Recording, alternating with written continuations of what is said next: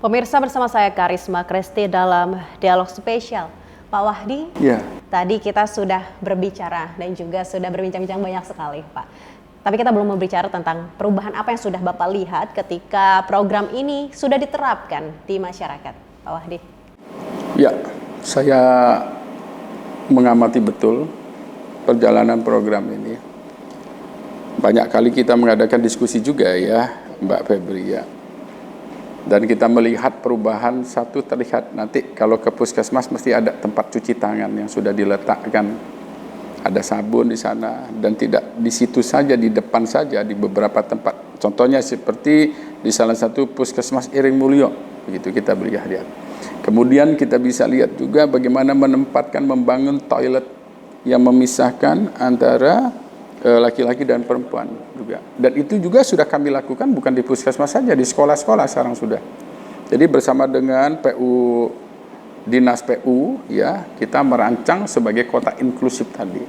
Kemudian tentu juga yang tadi beberapa puskesmas juga sudah menyiapkan tempat sampah, kemudian mengolah, membagi, memilah-pilih sampah tersebut. Dan kalau kita lihat sesuai dengan standar bagaimana membangun toilet yang baik itu tersebut. Tentu juga kita bicara nanti tentang limbah dan sebagainya. Jadi artinya ketika kita berbicara tentang water, air, sanitasi dan higien ini, jadi ada 4 poinnya di situ ya. Tentunya harus sudah melekat semua. Nah, mudah-mudahan harapan saya di program 4 puskesmas ini dapat betul-betul dikerjakan dengan baik, kemudian menyeluruh dan menjadi satu contoh sehingga bisa dicontoh oleh beberapa instansi. Saya itu sekilas gambarannya saja. Nanti lebih konkretnya kita akan lihat, masyarakat boleh dari daerah manapun bisa melihat. Pak Wahdi yakin ketika program ini berjalan lancar di Kota Metro akan menjadi contoh bagi kabupaten-kabupaten lainnya? Sudah sebenarnya ketika juga kita mendeklarasikan 5 pilar STBM, daerah Madiun langsung ke Metro untuk belajar.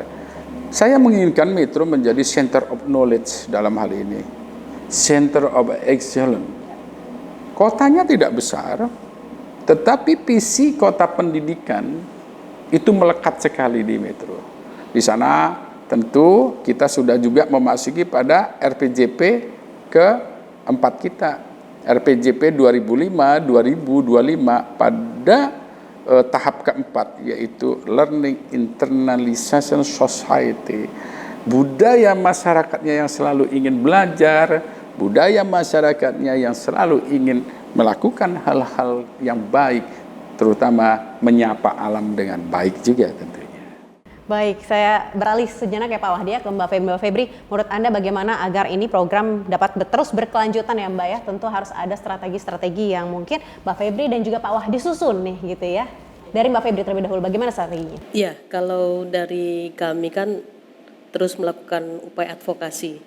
Jadi advokasi yang kita lakukan dalam langkah untuk keberlanjutan itu ada tiga hal ya.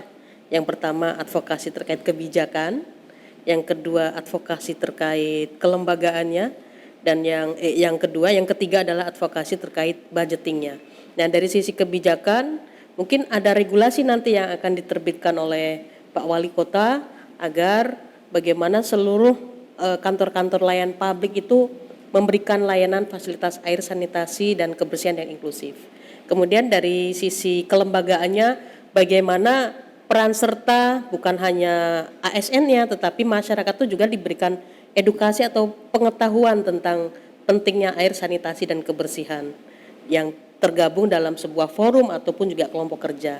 Kemudian yang ketiga terkait budgeting atau anggaran, ini bagaimana juga didukung dengan pembiayaan bukan hanya dari APBD kota, tetapi bisa bersumber dari sektor swasta yang lain yang bisa mendukung untuk peningkatan layanan air, sanitasi, dan kebersihan yang inklusif di Kota Metro.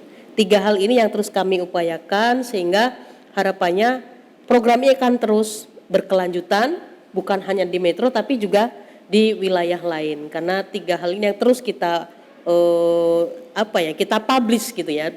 Adanya juga peran dari teman-teman jurnalis lewat pemberitaan di media massa ini sebetulnya juga memicu untuk pemerintah kabupaten kota lain termotivasi ya, atau tertrigger. Oh, ini program di Metro ini bisa kita adopsi nih, kita perlu tiru ini.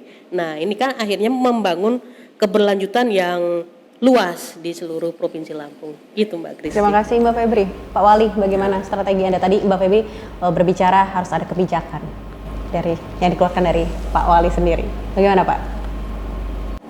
Pertama kali sinergisitas, kolaborasi. Kalau saya selalu bicara keroyokan. Jadi bagaimana kita membuat satu program, itu bukan milik kita, tapi disampaikan milik kita bersama. Sehingga kita lihat di Metro itu, ketika kita membuat program WOS dalam pelayanan kesehatan ini, yang seperti saya sampaikan tadi, lintas agama pun kita ikut sertakan. Kemudian pembiayaannya tadi, budgeting ya tentunya juga, dari APBD tentu. Ada pembiayaan yang kita alokasikan untuk ini. Maka kita perbaiki semua sarana prasarana di 4 puskesmas ini. Itu kan memerlukan pendanaan. Yang lainnya adalah apa? Kita juga tentu melakukan menggugah lah paling tidak pada pihak swasta, termasuk yang punya CSR-nya dalam hal ini. Dan yang paling penting tidak ada keterikatan, itu penting sekali. Kita tidak ingin melakukan keterikatan seperti itu, tapi kesadaran. Dan saya kira masyarakatlah sebenarnya yang menunjang keberhasilan program ini. Ya, selain pemerintah, kita tadi sudah mengeluarkan beberapa perda yang saya sampaikan tadi, perda dalam RPJMD kita, kemudian kita mengeluarkan perda tentang lingkungan, dan kita mengeluarkan juga perda tentang keikutsertaan.